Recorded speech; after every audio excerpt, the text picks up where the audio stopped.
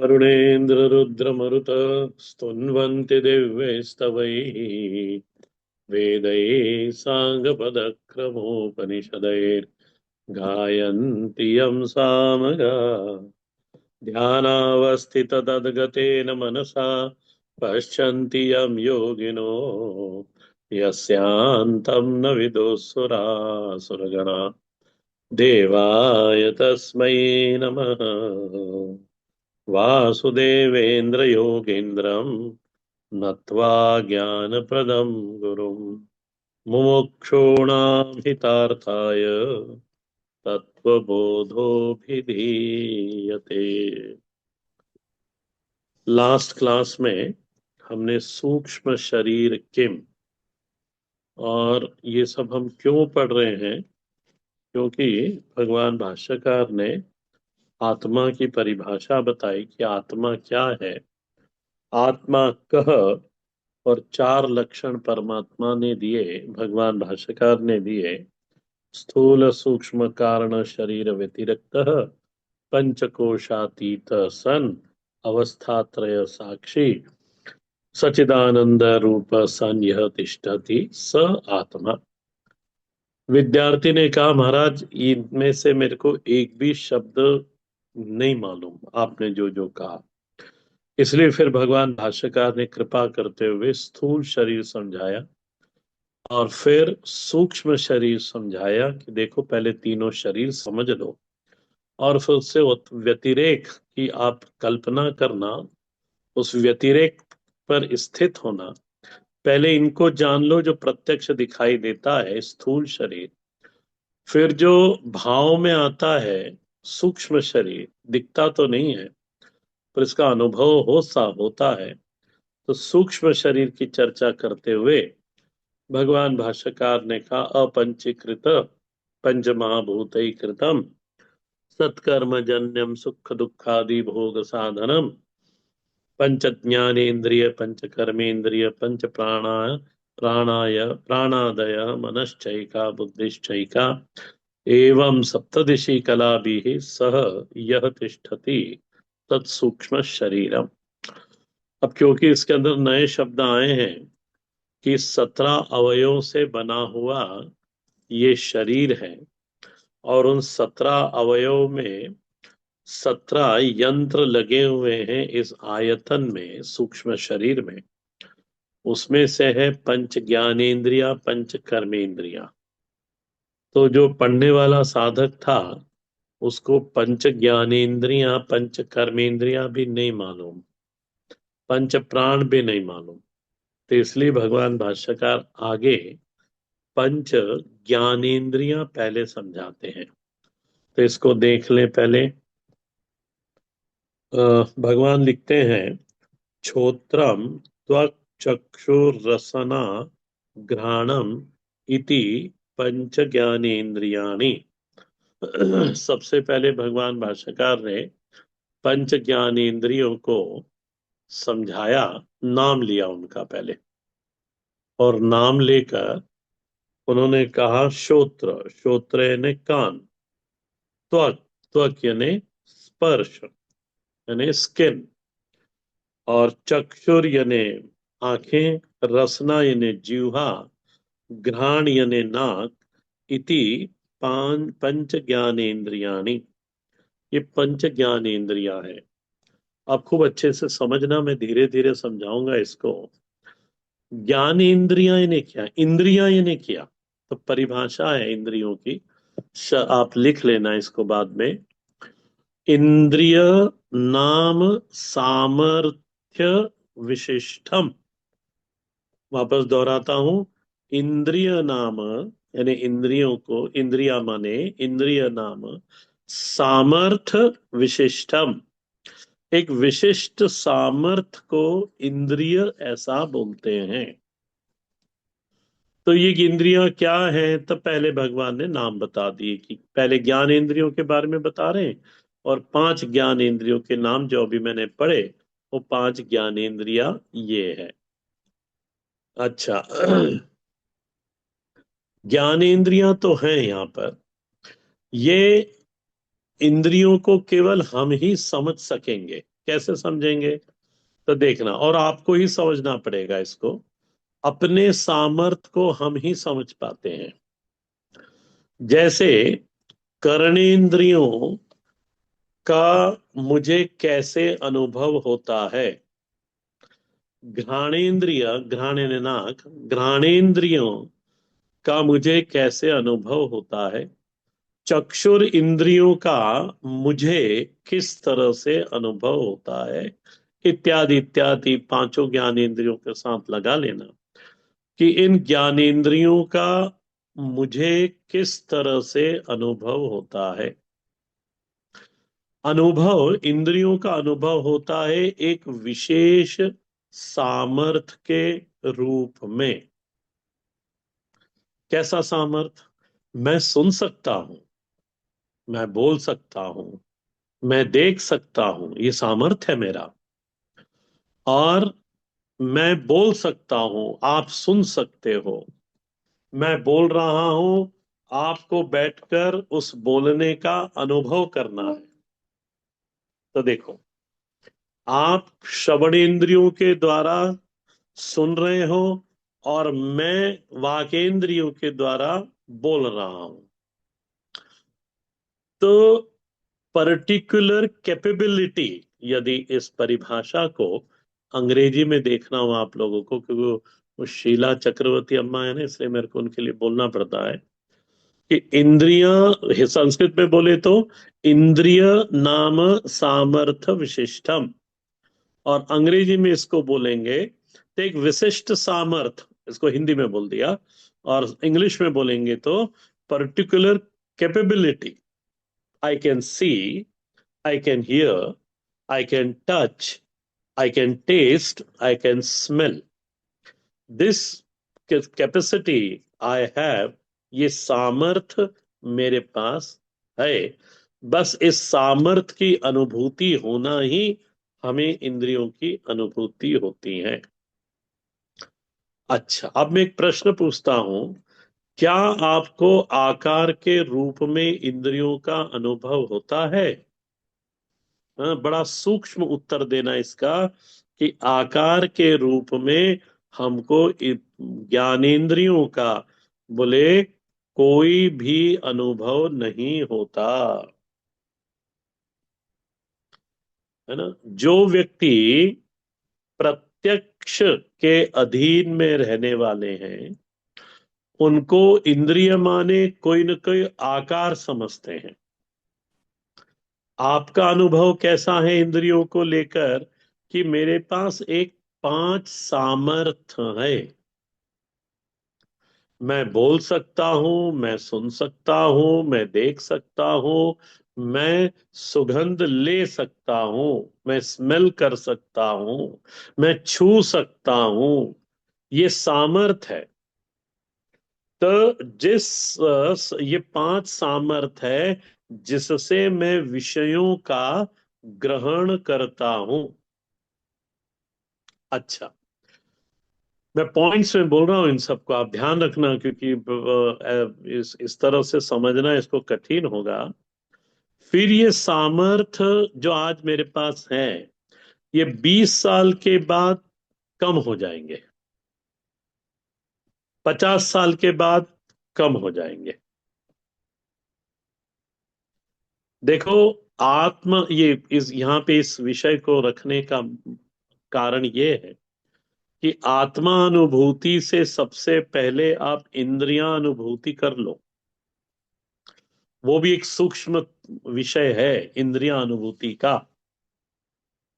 तो इंद्रियां सामर्थ्य हैं हमारे पास, और ये कभी न्यून होती हैं और कभी ये अधिक होती हैं। फिर इन पांचों इंद्रियों का, पांचों सामर्थ्यों का नाम रखा गया। श्रवण सामर्थ्य, तो उसको श्रोत्र इंद्रियों के द्वारा श्रवण सामर्थ्य।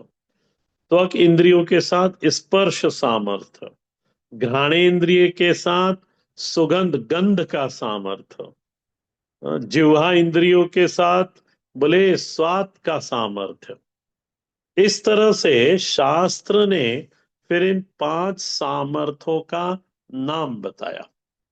यदि कोई बाल बुद्धि वाला व्यक्ति हो, उससे पूछा जाए, तब फिर वो यही बोलेगा श्रवण, यानी ये कान को उंगली दिखाएगा कि ये कान है। पर नहीं, आप वेदांत के विद्यार्थी हो, स्वाध्यायी हो, आपको सूक्ष्म में उतरना है।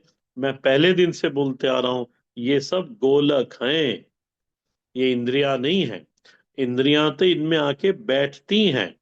तो आकार के रूप में इंद्रियां कभी उपलब्ध नहीं होती, ये सामर्थ के रूप में हमें उपलब्ध होती हैं। ये शरीर के अंग प्रत्यंग का नाम नहीं है, शरीर के सामर्थ का नाम है, और ये सूक्ष्म होती हैं। और सामर्थ्य को कभी भी प्रत्यक्ष नहीं देखा जा सकता। एक व्यक्ति है तो दुबला पतला, पर महाराज वो 50 किलो का बोरा उठाने में समर्थ है। तो सामर्थ्य को प्रत्यक्ष रूप में नहीं देखा जा सकता। ये तो जिसके पास वो सामर्थ है वही बोल सकेगा कि हाँ ये मैं काम कर लूंगा, अन्यथा ये मैं काम नहीं कर सकता। इतना समझ में आ गया हो तो आगे सुनो। बोले इन सामर्थ्यों के कोई देवता भी होते हैं? तो हाँ, इन सामर्थ्यों के देवता भी होते हैं। देवता, अब समझ लेना इनको, देवता ये इंद्रियों के अनुग्राहक हैं। अनुग्रह यानी क्या? अनुग्रह करने वाले, उनको कहते हैं अनुग्राहक देवता।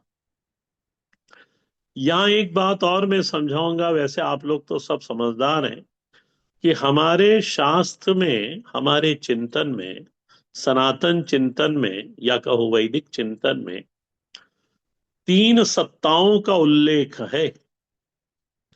ब्रह्म जब जगत बनता है, ध्यान देना, ब्रह्म या वो सत्ता, चिन्मय सत्ता, जब उस वो जगत उस पर दिखाई देता है, या कहने के लिए बोल रहा हूं मैं, जब वो जगत बनता है तो वो 3 भागों में विभक्त होता है, और 3 सत्ताएं उसमें उसकी दिखाई देती हैं। पहली सत्ता होती है अधिभौतिक, दूसरी सत्ता होती है अधिदैविक, और तीसरी सत्ता होती है आध्यात्मिक।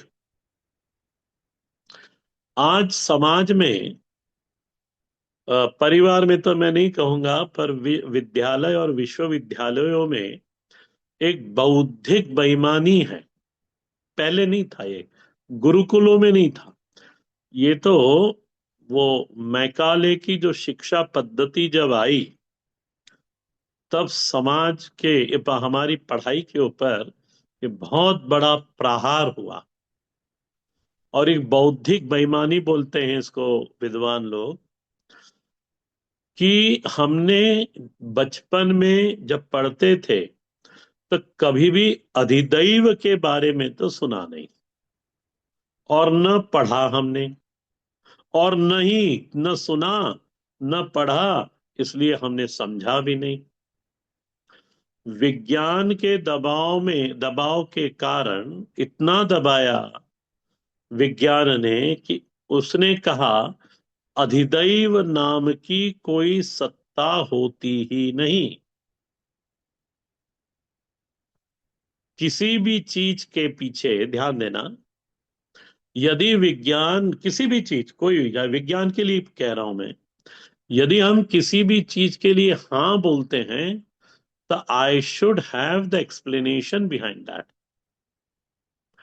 यदि मैं किसी चीज को नकारता हूं, तो you should give the explanation, आपको हेतु देना पड़ेगा कि आप क्यों इसको नकार रहे हो। तो इसको नकारा गया महाराज, विज्ञान विज्ञान पढ़ाने वालों ने इसको नकारा। परिवार में ये संस्कार मिले, और आजकल के परिवार, कुछ परिवार ऐसे हैं पढ़े लिखे, जो वही विज्ञान के दबाव में कुछ ज्यादा ही वो आधुनिक, कुछ ज्यादा ही वो वैज्ञानिक हो जाते हैं, और फिर अधिदैव की जो सत्ता है, उस अधिदेव की सत्ता पर वो कभी विश्वास करते नहीं। इसलिए यहाँ पे विचार करना चाहिए, यदि मैं अधिदैव की सत्ता को पर विश्वास नहीं करता तो क्यों नहीं करता, और यदि मैं करता हूं तो क्यों करता हूं। दोनों का उत्तर देते आना चाहिए, इस पे विचार करना चाहिए। हम अपने चिंतन पर आ जाएं कि हमारे ऋषियों के चिंतन से ये निष्पन्न हुआ, निष्पन्न ने रिजल्ट, ये निष्पन्न हुआ कि सत्ता तीन प्रकार की होती है: अधिभौतिक, अधिदैविक और आध्यात्मिक। नौ, यहां पर अधिभूत शब्द है और अध्यात्म है जब आप उसे सुनते हो, श्रोत्र इंद्रियों के द्वारा। जब आपका श्रोत्र इंद्रियों से शब्द का संबंध होता है, तो इंद्रियां तो भीतर रहती हैं, ध्यान देना, ये तो केवल सॉकेट है, इंद्रियां तो भीतर रहती हैं। अच्छा, तो जब इंद्रियों के साथ शब्द का संबंध हुआ, तब क्या हुआ? तब उसका संबंध मय के साथ हुआ। किसका? इंद्रियों का, और इंद्रियों पर ने जो विषय ग्रहण करा, उसका संबंध मय के साथ हो जाए, और इसलिए यहां पर उसको अध्यात्म बोलते हैं। जिसमें मैं भाव लगा, वह अध्यात्म है। अध्यात्म शब्द का अर्थ होता है भीतर, अधि आत्मा। अधि उपसर्ग है, उस उपसर्ग का अर्थ होता है में, के भीतर।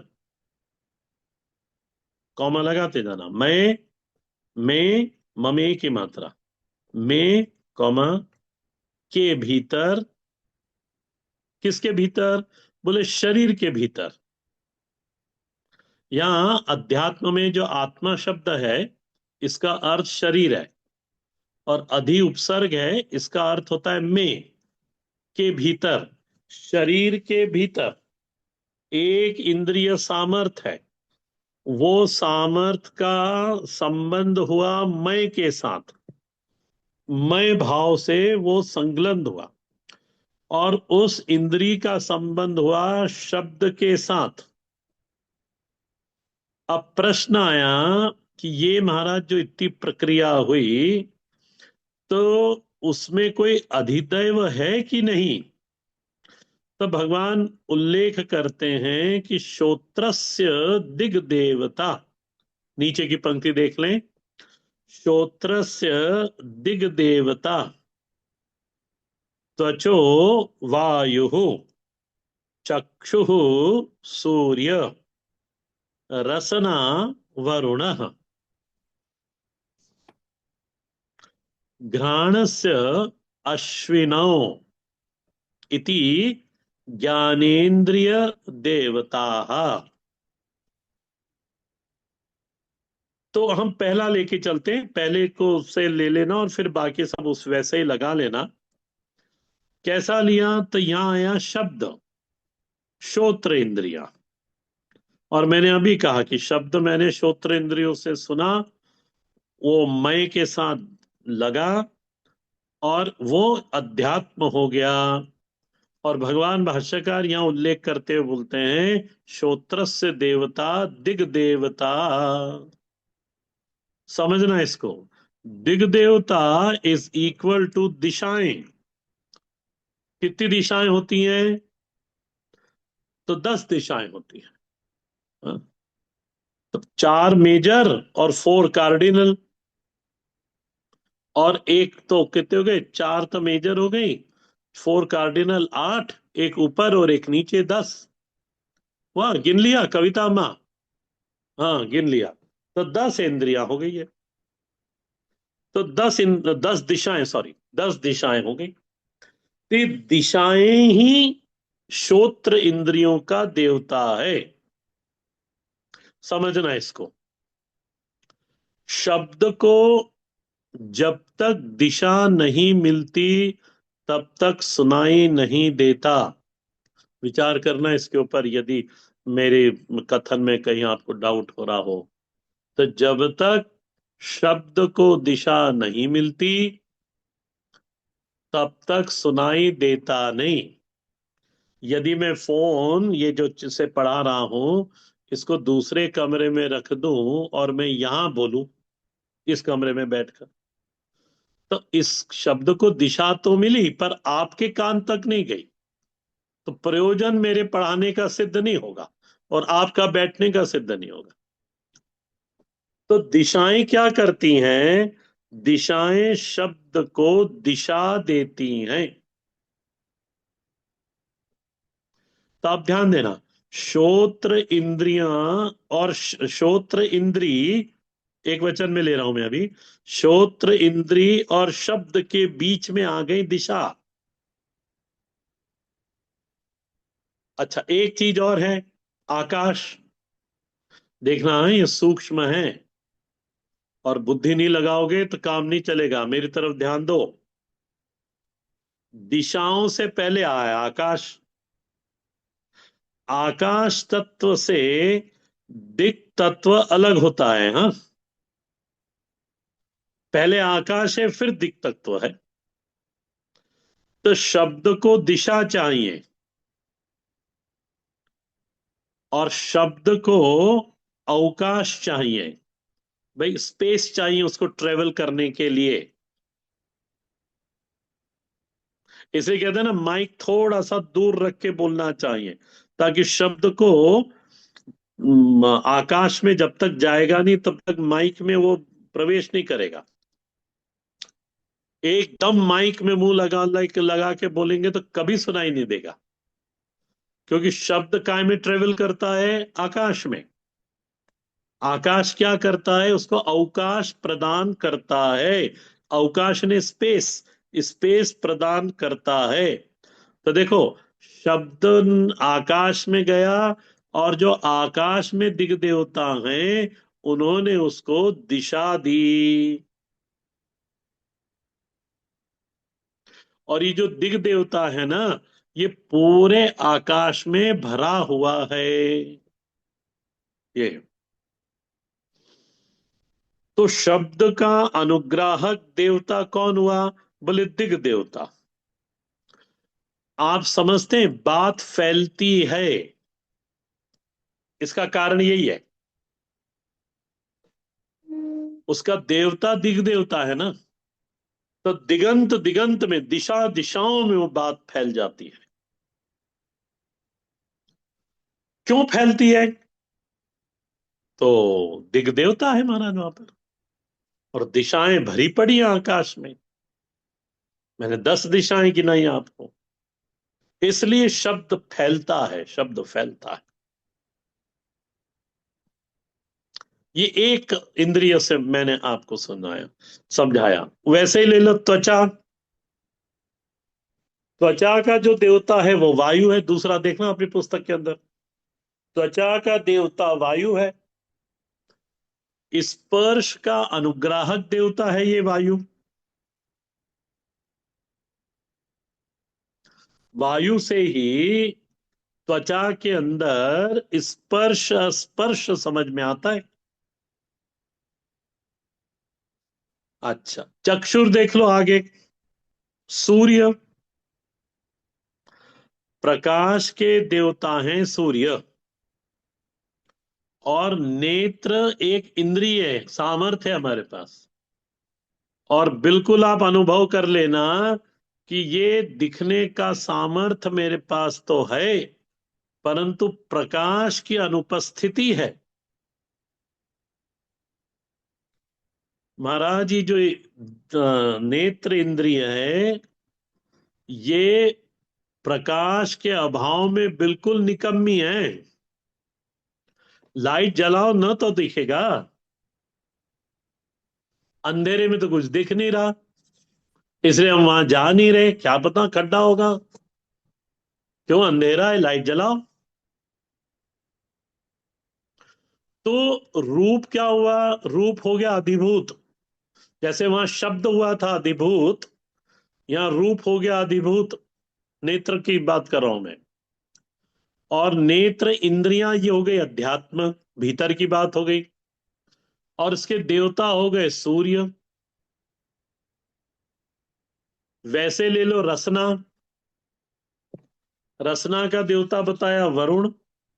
रसना या वरुण। जिह्वा पे कुछ रखते ही, अरे महाराज जिह्वा पे रखते ही नहीं, देखते ही मुंह में पानी झरने लगता है। क्यों झरता है? इसके अनुग्राहक देवता वरुण है। बिना वरुण देव से रसना व्यापार नहीं हो सकता। रसना अपना व्यापार, अपना कार्य, अपना व्यापार नहीं कर सकती बिना वरुण देवता के। और यही कारण है, यदि आपको समझ में आता हो, कि एक गीली सब्जी जरूर बनती है।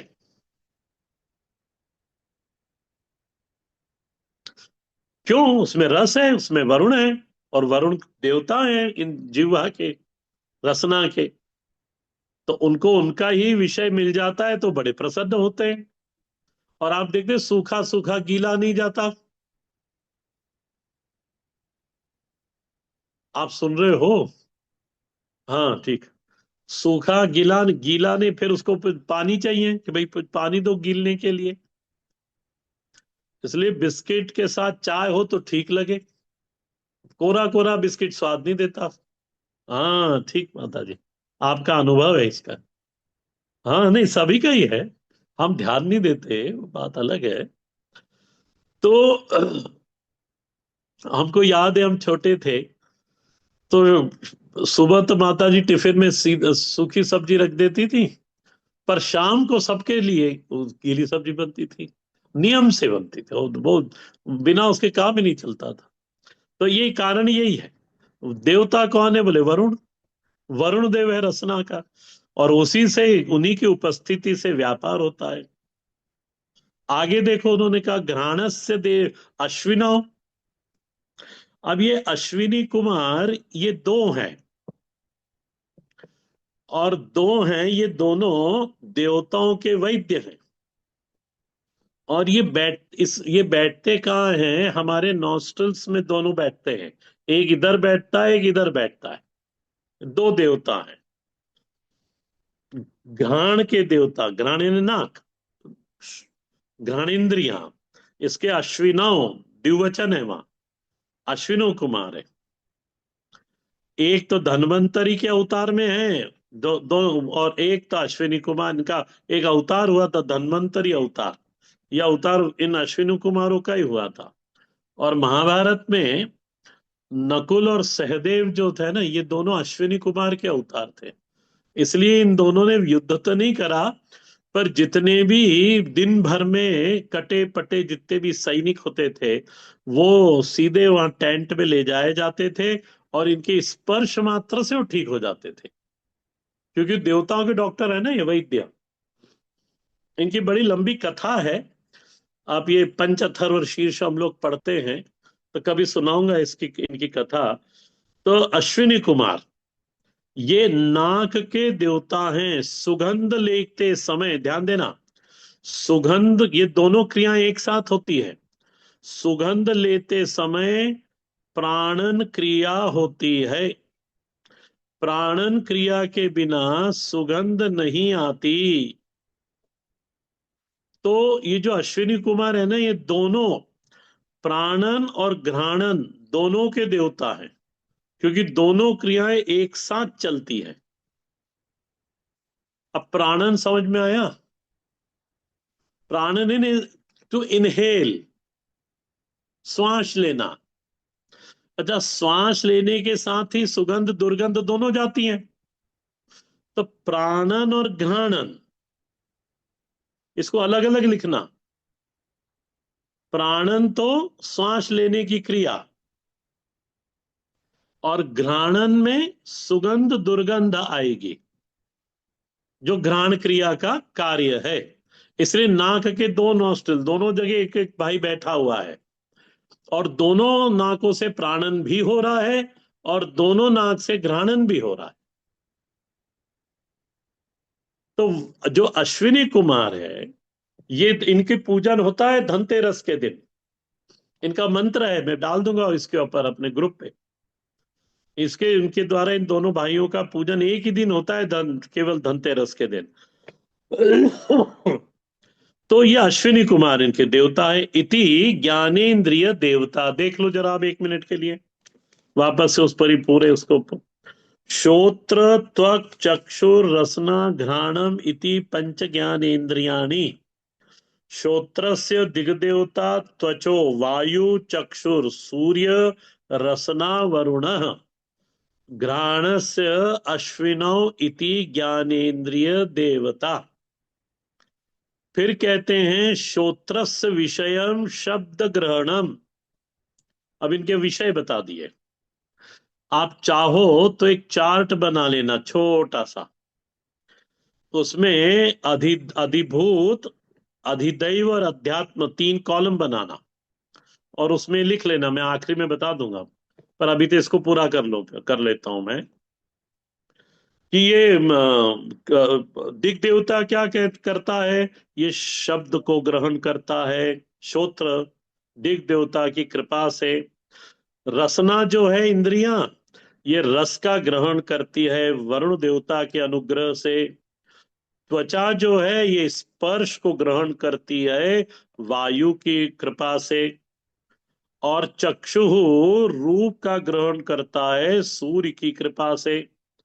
और घ्राण, जो नाक है, घ्राण है, वो गंध को धारण करती है अश्विनो कुमार की मदद से।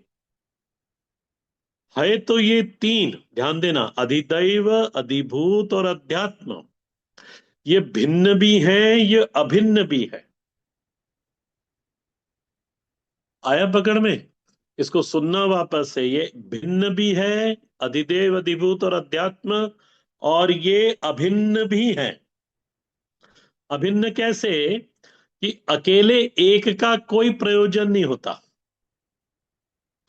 अकेली एक सत्ता का कोई प्रयोजन नहीं सो होता। एग्जाम्पल समझ लो, जैसे शब्द सुनने वाला नहीं हो तो वो शब्द का कोई अर्थ नहीं। रस रखा है और रस चखने वाला कोई नहीं है तो उस रस का कोई मतलब नहीं। स्पर्श के लिए वस्तु उपलब्ध है पर स्पर्श करने वाला नहीं है। रूप उपलब्ध है पर रूप को देखने वाला नहीं है, तो रूप का कोई मतलब नहीं। गंध है पर गंध को ग्रहण करने वाला कोई नहीं है, तो उस गंध का कोई मतलब नहीं होता। माने विषय, इंद्रिय और देवता का अपना स्वयं का फिर कोई महत्व नहीं है। यानी इन तीनों की कोई स्वतंत्र सत्ता किसी काम की नहीं। ये तीनों एक दूसरे के ऊपर परतंत्र है। सनातन शास्त्रीय जो चिंतन है उसमें स्वतंत्र नाम की कोई वस्तु नहीं है, वो तो केवल एक ब्रह्म है। और परतंत्र को अच्छा माना नहीं जाता। देखो, स्वतंत्र गोस्वामी जी बोलते हैं, भूल गया मैं वो पंक्ति है रामचरितमानस में, परम स्वतंत्र न सिर पर कोई, ये गोस्वामी जी ने बोला है इधर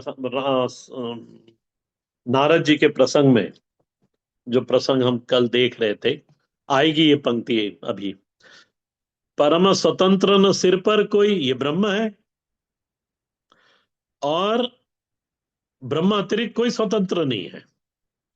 और ये जो तीनों सत्ताएं हैं, जगत के स्तर की जो तीनों सत्ताएं हैं, ये परतंत्र है, एक दूसरे को परतंत्र रहती है। और परतंत्र को हमारा चिंतन, शास्त्रीय चिंतन अच्छा नहीं मानता। अन्योन्याश्रय ही विकल्प है। अन्योन्याश्रय का अर्थ क्या हुआ? इंटरडिपेंडेंट। देखो, अलग से लिखना है इसको। निराश्रित होना ये संभव नहीं। ठीक। दूसरा, अन्य आश्रय होना ये गलत है। अन्य आश्रय ने किसी का भी आश्रय नहीं लेना। अन्य आश्रय होना ये गलत है, हो ही नहीं सकता ये। तीसरा फिर क्या विकल्प बचा हमारे पास? कि अन्यस्य अन्य आश्रय। अन्यस्य अन्य आश्रय, अन्योन्याश्रय इसको बोलते हैं। और आप देखना, इस अन्योन्याश्रय से पूरा विश्व इस तंत्र में बंधा हुआ है। पूरा विश्व को समझो तो ठीक है, नहीं तो अपने शरीर को समझ लेना, अपने समाज को समझ लेना, अपने परिवार को समझ लेना। ये सब अन्यस्य अन्ययः आश्रय है। किसान अनाज उगा सकता है, पर कपड़ा नहीं बुन सकता। देखो, उसको कपड़े के लिए तो वो जुलाहे के पास ही जाना पड़ेगा। जुलाहे को अनाज चाहिए तो किसान के पास ही जाना पड़ेगा। इसको कहते हैं अन्योन्य आश्रय। अन्य से अन्य के, अन्यस्य अन्य आश्रय। यहां मैंने आपको पूरी एक कर्मेंद्रियां, सॉरी, ज्ञानेंद्रियां उनके देवताओं के साथ समझाया। अब आप आगे यहाँ पर कर्मेंद्रियों का प्रकार हम लोग शुक्रवार को देखेंगे। पूर्व का, गीता जी का थोड़ा सा प्रसंग ले लूं। पूर्व की कक्षा में मैंने आपको भागवत जी का मंगलाचरण बताया था। यानी वहां पे मैंने क्लास पूरी करी थी, यदि आप लोगों को याद हो तो।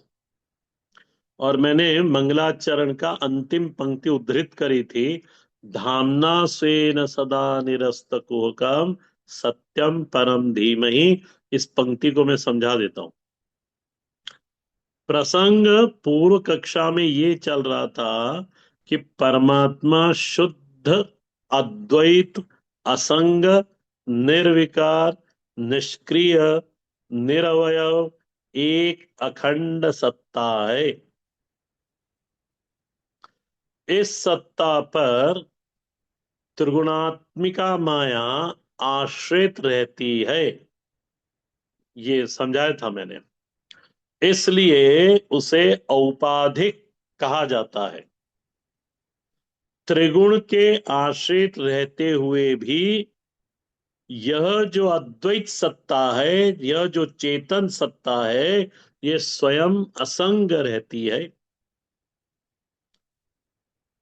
यही सिद्धांत मंगलाचरण की इस पंक्ति में बताया गया है, इसलिए इसको उद्धृत करा था। क्या बोलती है पंक्ति? यदि आपके पास भागवत जी हो तो बाद में देख लेना। जिसने भागवत मेरे से सुनी होगी उनको तो अंडरलाइन भी कराया हुआ होगा। उसमें लिखा है, धामना स्वेन सदा निरस्तकोकम। स्वयं के धाम से, परमात्मा को परमात्मा के धाम से ही खड़े होके जब देखा जाएगा, स्वयं के धाम से जब उसको पहचाना जाएगा, माने परमात्मा की परमात्मा दृष्टि से ही, हाँ, परमात्मा को स्वयं की दृष्टि से कुहुक यानी माया। और कैसा कहा? सदा निरस्त कुहकम। कभी कभी नहीं, सदा निरस्त कहा। कभी भी माया उस पर आश्रित नहीं हुई। माया से वो कभी संग नहीं करा। निरस्त कुहकम, कभी भी वो मायोपाधिक नहीं हुआ।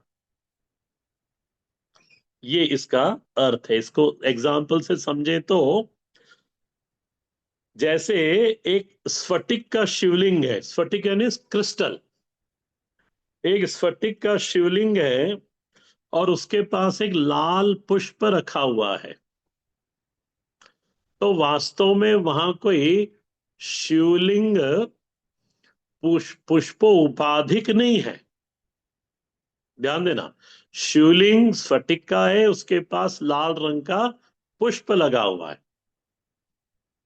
तो वास्तव में वहां कोई शिवलिंग पुष्पोपाधिक नहीं हुआ। परंतु देखने वाले को, क्योंकि उसे पुष्प के, देखने वाला शिवलिंग को पुष्प के संदर्भ में देख रहा है, पुष्प की लालिमा शिवलिंग में देख रहा है, इसलिए उसको यह कहना पड़ता है कि शिवलिंग इस समय लाल दिखाई दे रहा है। लाल पुष्पोपादिक होकर दिख रहा है। ध्यान रखना, लाल शिवलिंग देखने वाले को दिख रहा है, परंतु शिवलिंग लाल नहीं है। तद्वदेव, ठीक इसी प्रकार वैसे ही जो नित्य निरुपाधिक असंग चेतन है, लेकिन त्रिगुण के संदर्भ से मायोपाधिक नाम से पुकारा जाता है, वही हमारा ईश्वर है। हमारा ईश्वर निरपेक्ष भी, निरुपाधिक भी है, और हमारा ईश्वर सौपाधिक भी है।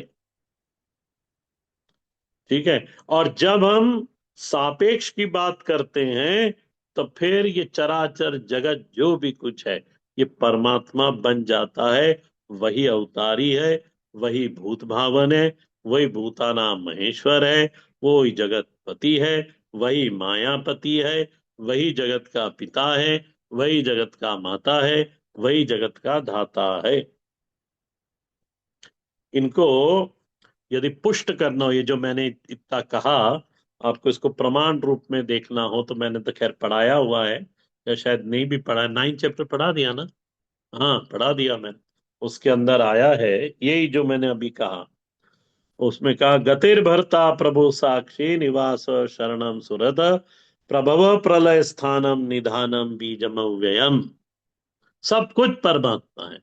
और 13वें अध्याय में हम लोग पढ़ेंगे, उपद्रष्टानुमंता च भर्ता भोक्ता महेश्वर। ये जब आगे की क्लास होगी तब उसमें पढ़ाएंगे, पढ़ाऊंगा। ये यहाँ तक थोड़ा सा गीता जी की चर्चा करी। इसके बाद मैं फिर इसी चीज को वापस उठाऊंगा फ्राइडे की क्लास में। हर हर महादेव। किसी का प्रश्न हो तो पूछ लें।